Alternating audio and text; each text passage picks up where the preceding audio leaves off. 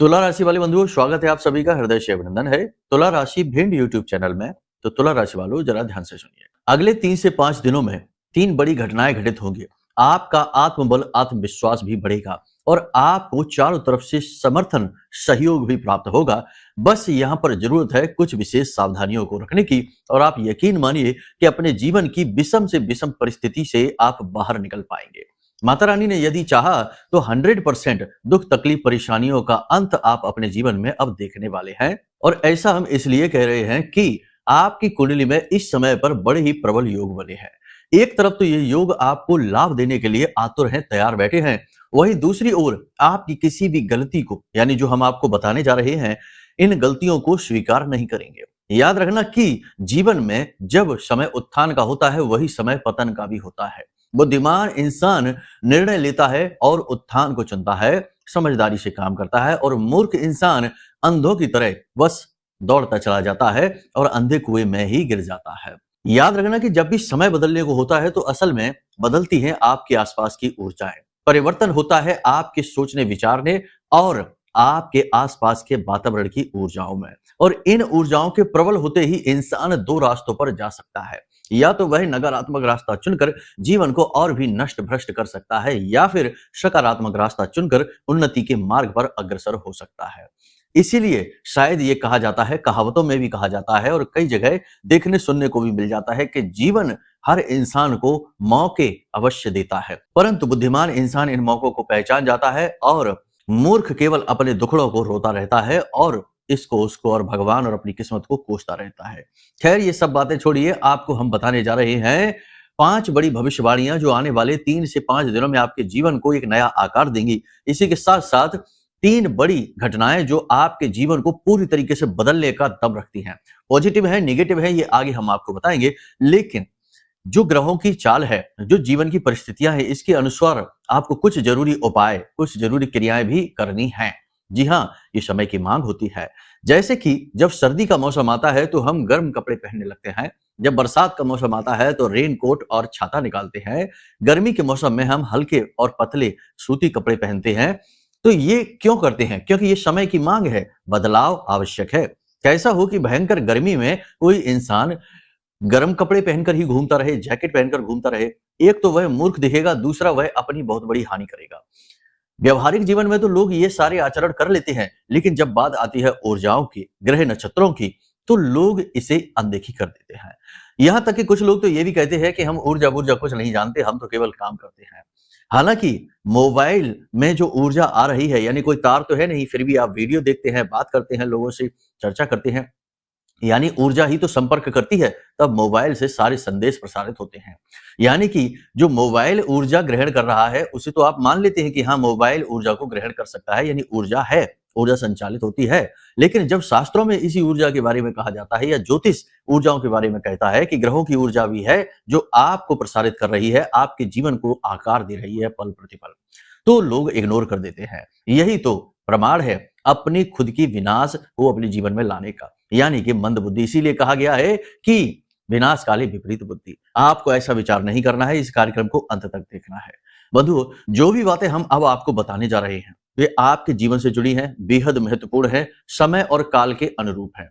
याद रखना कि आपने यदि इन बातों का अनुसरण, जैसा हम कह रहे हैं वैसा ही कर लिया, या कुछ भी परसेंट और कर लिया, यानी कि 50% भी कर लिया, तो 100% आप बदलाव अपने जीवन में अब देखने वाले हैं।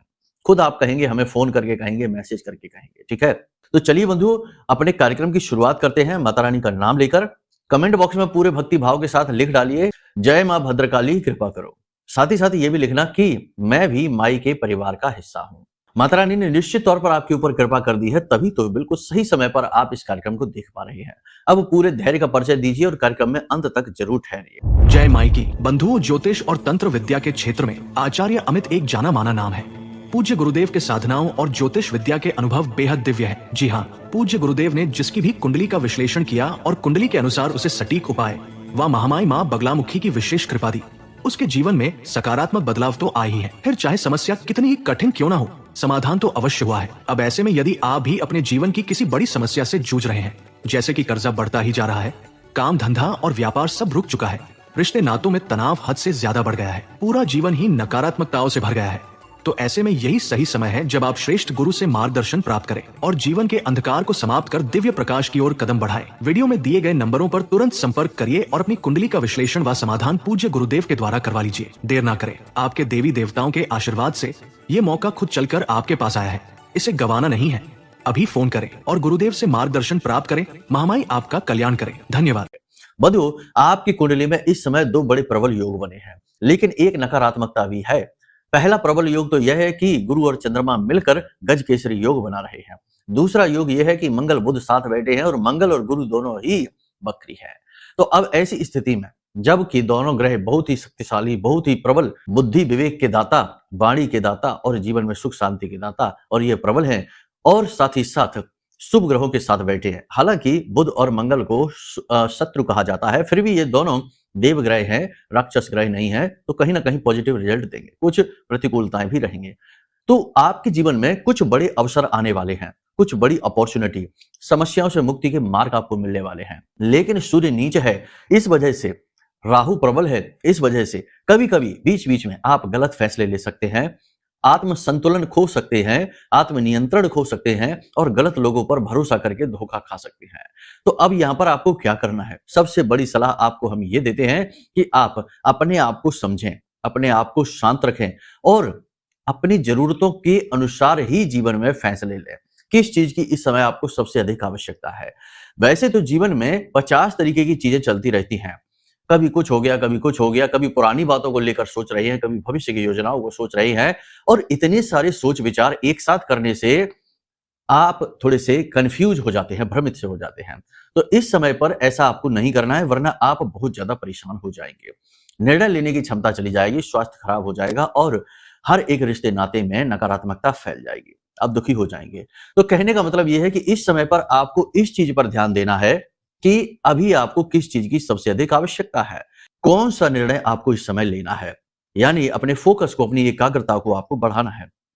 आप इस कार्य को कर भी पाएंगे। ठीक है, तो सबसे पहले अपनी जरूरतों को ध्यान दीजिए और उसी के अनुसार अपने निर्णय लीजिए, स्टेप बाय स्टेप आगे बढ़िए। ठीक है, आत्मनियंत्रण की बेहद आवश्यकता है, चिंतन की बेहद आवश्यकता है, शांतिपूर्ण व्यवहार की बेहद आवश्यकता है, वाणी पर नियंत्रण रखने की अत्यंत आवश्यकता है, वरना आपका बुध नेगेटिव हो जाएगा और मंगल के साथ तो बैठा ही है और भी ज्यादा बुरे परिणाम दे देगा। बिना मतलब में झगड़े, बिना मतलब में तनाव, बिना मतलब में लोगों के साथ वाद विवाद की स्थितियों को उत्पन्न करेगा। खैर, ये सारी बातों को आप अच्छी तरीके से समझ लिए, यानी कि शांति से चीजों को समझना है, ठंडे दिमाग से समझना है, कोई भी काम जल्दबाजी में नहीं, कोई भी निर्णय जल्दबाजी में नहीं लेना है।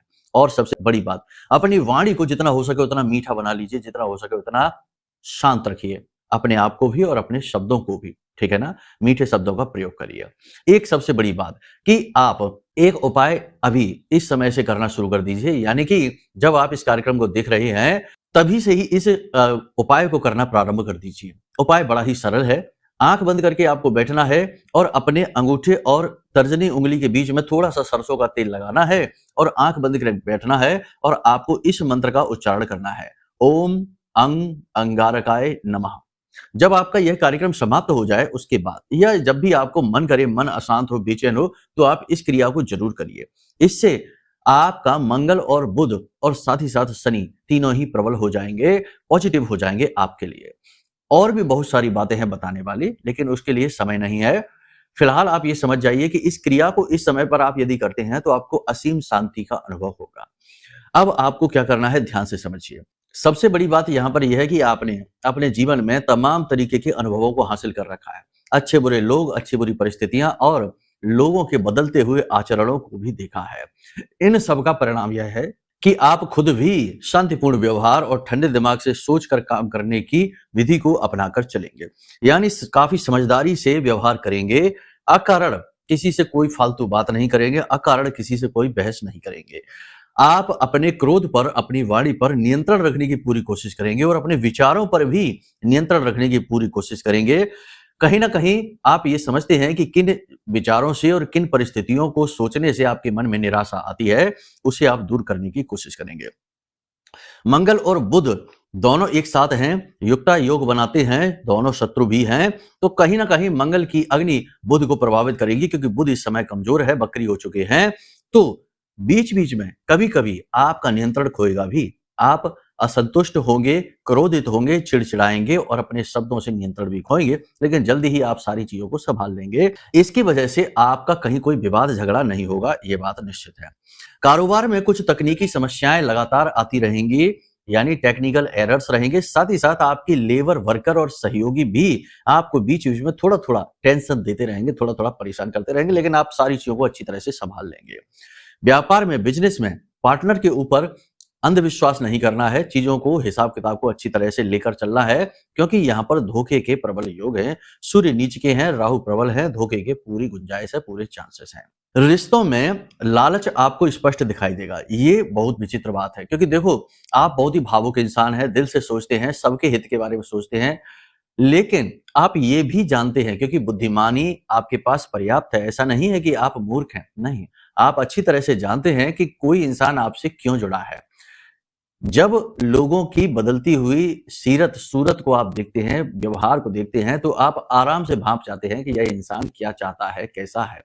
लेकिन तब भी आप अपने आप को भावुक होने के नाते चीजों को संभाल कर रखते हैं, किसी पर आरोप नहीं मढ़ते हैं, आरोप प्रत्यारोप नहीं करते हैं, अपने कष्टों को किसी को नहीं बताते हैं कि तुम्हारी वजह से हमारे जीवन में ये कष्ट आए हैं। लेकिन तब भी आप देखते जरूर है, और देखते देखते आप कभी कभी मन में मुस्कुरा भी देते हैं और हंसते भी हैं, और कभी कभी आप दुखी भी हो जाते हैं, क्योंकि जिन रिश्तों से आपको उम्मीद होती है कि वे आपको सच्चा प्रेम करेंगे, वही रिश्ते आपको नकाब लगाए दिखाई देते हैं। चेहरे पर उनके नकाब दिखता है लालच का और बदलती परिस्थितियों के अनुसार बदलते व्यवहार का, तो आप थोड़े से परेशान हो जाएंगे। कुछ रिश्तों में आपका मतभेद स्पष्ट तौर पर समझ में आएगा, थोड़ा बहुत तनाव हो सकता है। खास तौर से परिवार में ये स्थिति बनेगी कि किसी नए खर्चे, नए बंटवारे या फिर किसी अन्य प्रकार की चर्चा के दौरान आपकी पुरानी गलतियों, खामियों की भी चर्चा हो जाएगी। आप पर आरोप प्रत्यारोप मढ़े जाएंगे और जीवन की नकारात्मक परिस्थितियों के लिए या परिवार पर आई मुसीबतों के लिए आपको दोषी ठहराया जाएगा। ये स्थिति देखकर आपको थोड़ा सा दुख होगा, क्योंकि ऐसा नहीं है, आपने अपने जीवन में मेहनत की है, बहुत संघर्ष किया है और अपने परिवार के हितों के बारे में सोचकर बहुत सारे कर्म किए, बहुत सारा कार्य किया, लेकिन अब ऐसा लगेगा जैसे कि सब पर पानी फिर गया है। दाम्पत्य जीवन में सब कुछ ठीक रहेगा, जीवन साथी का भरपूर सहयोग मिलेगा, लेकिन कहीं ना कहीं वहां पर भी आपको खालीपन दिखाई देगा। जीवन साथी का व्यवहार तो ठीक ठाक लगेगा, लेकिन हो सकता है कि जीवन की व्यस्तताएं, आपके जीवन के कामकाज और जीवन साथी के भी कामकाज में व्यस्त होने की वजह से कहीं ना कहीं प्रेम तत्व की कमी आपको दिखाई देगी।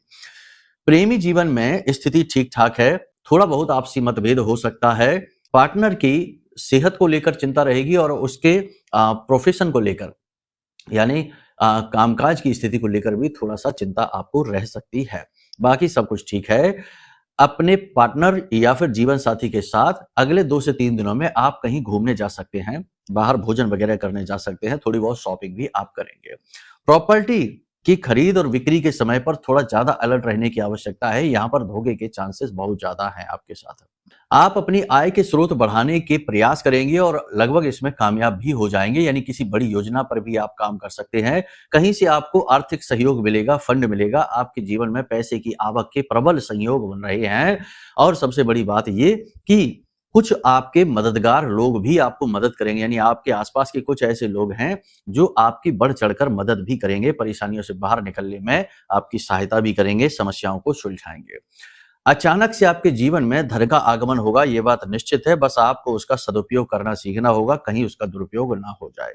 व्यापार को बढ़ाने के अवसर मिलेंगे। जो लोग नौकरी बदलना चाहते हैं या फिर नई नौकरी चाहते हैं, रोजगार की तलाश में है, उनकी सारी इच्छाएं पूरी हो जाएंगी। परिवर्तन का यह समय है, परिवर्तन होगा, लेकिन फिर भी यहाँ पर आपको सतर्क रहना होगा, अपनी बुद्धि विवेक का पूरा इस्तेमाल करना होगा। कहीं पर भी इमोशनल होकर कोई निर्णय आप ना लें और जल्दबाजी में भी कोई निर्णय ना लें। विदेशों से कहें तो यदि विदेशों की बात करें तो ये जो युक्ता योग है विदेशों के व्यापार के लिए उत्तम माना जाता है, यानी कि आयात और निर्यात का जो व्यापार है वह अच्छा रहेगा। थोड़ी बहुत कहीं ना कहीं कानूनी सरकारी अड़चने अवश्य रहेंगी, लेकिन आप उनका तोड़ निकाल पाएंगे। इसी के साथ साथ बात करी जाए विदेशों में जो नौकरी कर रहे हैं उन लोगों के लिए, तो वहां पर संघर्ष लगातार जारी है, अभी भी जारी रहेगा। मन चाहा कार्य नहीं मिलेगा और काम पर मन चाही इज्जत नहीं मिलेगी और मेहनत अधिक लाभ कम, ऐसी स्थिति बनी रहेगी। कहने का मतलब यह है कि व्यापार तो विदेश से ठीक चलेगा, लेकिन नौकरी विदेश में ठीक नहीं चलेगी। जो विदेश जाना चाहते हैं उनकी इच्छा मनोकामना पूरी होने की प्रबल संभावना है। कुछ दिन रुकने के बाद ऐसा उनकी जीवन में परिस्थिति बनेगी कि वो आराम से विदेश जा पाएंगे। लेकिन फिर भी हम यहाँ पर ये कहेंगे कि विदेश जाने से पहले या किसी भी प्रकार का कोई बड़ा निर्णय लेने से पहले, चाहे विवाह का निर्णय हो, चाहे नौकरी बदलने का निर्णय हो, चाहे किसी भी प्रकार का निर्णय हो, कोई नया काम करना है, हम जमीन खरीदनी बिक्री कर रहे हैं, कोई भी महत्वपूर्ण कार्य कर रहे हैं, तो अपनी कुंडली एक बार जरूर दिखा लीजिए। किस ग्रह की महादशा है, किसकी अंतर्दशा है, कौन सी 7.5 अढ़ैया किस स्थिति में ग्रह हैं आपके। कहीं कोई ऐसा ग्रह तो नहीं है जो आपको धोखा दिलवा रहा हो, आपके जीवन में कष्ट लेकर आ रहा हो। जैसे बुध और राहु यदि आपकी कुंडली में कहीं पर भी बैठ जाए तो 100% धोखा मिलता ही है, और ऐसे लोगों से मिलता है जिनकी कोई उम्मीद नहीं होती धोखा देने की। तो अब आप कुंडली ऐसे में अपनी जरूर दिखा लें। और हम तो ये कहेंगे कि यदि आप ये महसूस कर रहे हैं कि आप लंबे समय से एक ही तरह की परिस्थितियों में जूझ रहे हैं, या फिर पहले आपका जीवन अच्छा था लेकिन अब अचानक से जीवन में कष्टों की बाढ़ आ गई है और परेशानियों से मुक्ति नहीं मिल रही है, तो 100% आपके जीवन में कोई कुंडली में कोई नकारात्मक ग्रह योग बना है। कुंडली का आकलन कराना बेहद बुद्धिमानी का फैसला है। ये तो हमारी प्राचीन हिंदू परंपरा है। जब बालक पैदा होता था तो सबसे पहले उसके माँ बाप या दादा दादी जाते थे ज्योतिषी के पास और उसकी जन्म पत्री बनवाते थे, और वहीं पता लग जाता था कि बालक उन्नति करेगा, अवनति करेगा, अल्पायु होगा, पूर्णायु होगा, या फिर कुल का विनाशक होगा या कुल का उद्धारक होगा। बहुत सारी चीजें पता लग जाती थी, दोष भी पता लगते थे, और उनकी पूजा पाठ वहीं से होनी शुरू हो जाती थी। तो जीवन में नेगेटिविटी आती ही नहीं थी। जैसे मार्कंडेय ऋषि की बात की जाए तो उन्हें कह दिया गया था कि 5 वर्ष की अवस्था में इनकी मृत्यु हो जाएगी, लेकिन कुंडली दिखाने की वजह से ही तो पता लगा, और बाद में उन्होंने अपनी इस विपत्ति को टालने में कामयाबी भी हासिल करी भगवान भोलेनाथ की भक्ति के द्वारा। तो ये कुंडली आकलन कराना जो निर्णय है, ये बेहद महत्वपूर्ण निर्णय है। ये आपको लेना ही चाहिए यदि आप अपने आप को फंसा हुआ महसूस करते हैं। साथ ही साथ जीवन में जो नेगेटिविटी आ गई है, क्योंकि ये कलयुग है, यहाँ पर नकारात्मकता अति प्रबल है। यहाँ अच्छे लोग कम है, बुरे लोग ज्यादा है। अच्छी परिस्थितियां कम है, बुरी परिस्थितियां ज्यादा है। अच्छाई के ऊपर बुराई चल रही है, यानी बुराई अति प्रबल है। तो ऐसे में यदि कुंडली में भी नेगेटिव योग बना हुआ है तो जीवन में जो नकारात्मकता है वह काफी सघन हो जाती है।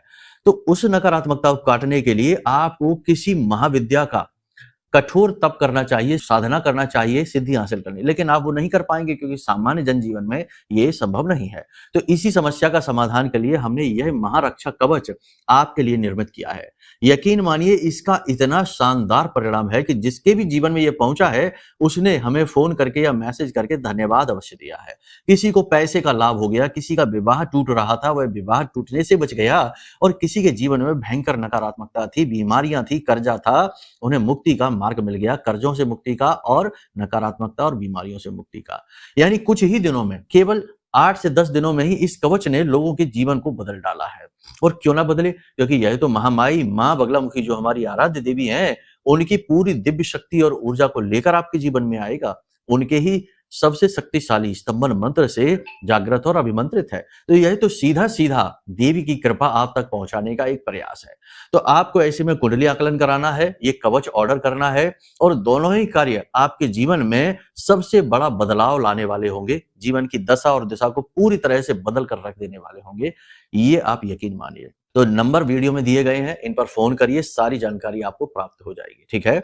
अब यहाँ पर मन में यदि नकारात्मकता आ गई है कि बेच रहे हैं, ये कर रहे हैं, वो कर रहे हैं, अगर ऐसे कुबुद्धि इंसान आप हैं तो आप कुछ भी न कराइए, ना कुंडली कराना और ना ही ये कवच मंगाना, कुछ भी आपके ऊपर काम नहीं करेगा। सबसे पहले तो आपको अपने मन की निर्मलता की आवश्यकता है, बुद्धि को परिवर्तित करने की आवश्यकता है, सुबुद्धि में बदलिए और उसके बाद इन चीजों में आइए, तभी धर्म आपका साथ देगा, तभी भगवान आपके साथ आएंगे और तभी गुरु का ज्ञान आपके लिए फलित होगा। ठीक है। तो इन बातों का ध्यान रखना है आपको। यूं ही नहीं तो फिर कुछ लोग ऐसे होते हैं जो बहुत शक वहम करते हैं, बातों में आकर ले लेते हैं और बाद में कहते हैं गुरु जी कुछ भी नहीं हुआ। कुछ भी नहीं होगा। आप चाहे मंदिर चले जाइए, मंदिर में भी आपको भगवान नहीं दिखेंगे, पत्थर की मूर्ति दिखेगी। आप कहेंगे क्यों लोग पूजा कर रहे हैं, ये तो पत्थर की मूर्ति है। तो कहने का मतलब यह है कि सब कुछ आपके मन से है, जैसी मन स्थिति वैसी परिस्थिति है। तो सोच समझकर बड़ी समझदारी से जीवन को जिया जाता है। उम्मीद करते हैं ये सारी बातें आप समझ रहे हैं। अब बात करते हैं उपायों की। तो यहाँ पर 2 बड़े उपाय आपको हम दिए देते हैं। आप आज इस कार्यक्रम को देख रहे हैं, कल से ही इन उपायों को करना प्रारंभ कर दीजिए।